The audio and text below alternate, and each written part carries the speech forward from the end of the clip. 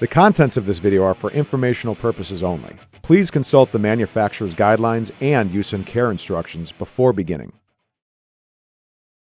Hi, I'm Pat Clark with Lifting Gear Hire Corporation, and today we're discussing the mighty electric winch. When selecting an electric winch, there's many important factors to consider. Are you using the winch to hoist, pull, or tension? Are you going to incorporate shiv blocks in the application that would help increase the capacity, redirect the line, or slow the line speed down itself? Is speed an important factor to you? It's important to select a winch that is either equal to or greater than whatever application you're working on. Regarding the lifting of it, we're going to help you select a wire rope that has a 5-to-1 safety factor based on the load you're lifting.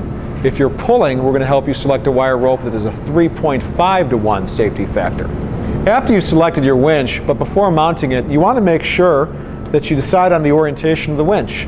For example, if you're going to mount it horizontally, there's no valves that you need to switch out. However, if you're going to invert it or mount it on the wall, you're going to have to swap out this valve oil plug up top and this oil plug down here. After determining the orientation of the winch, be sure to refer to the manufacturer's specifications for the mounting hole diagram. When it comes time to moving the winch, be sure to keep it level. You don't want to flood unintended areas of the winch with oil. As far as the power requirements go for this winch, this one uses 115 volts and at full lifting load requires 19 amps. On every winch, we permanently affix reference cards. This will help you determine the proper length and gauge cord required for this winch.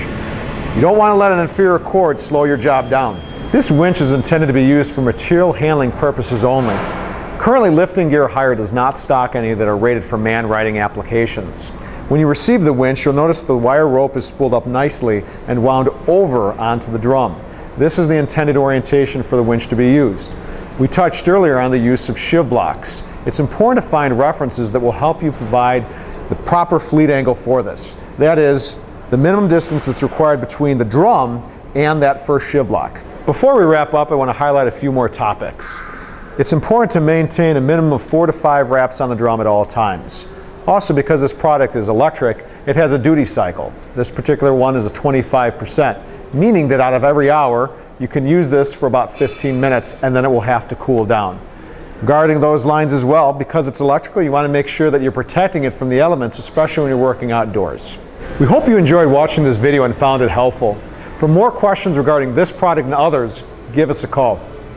As a reminder, the contents of this video were for informational purposes only. Please consult the manufacturer's guidelines and use and care instructions before beginning.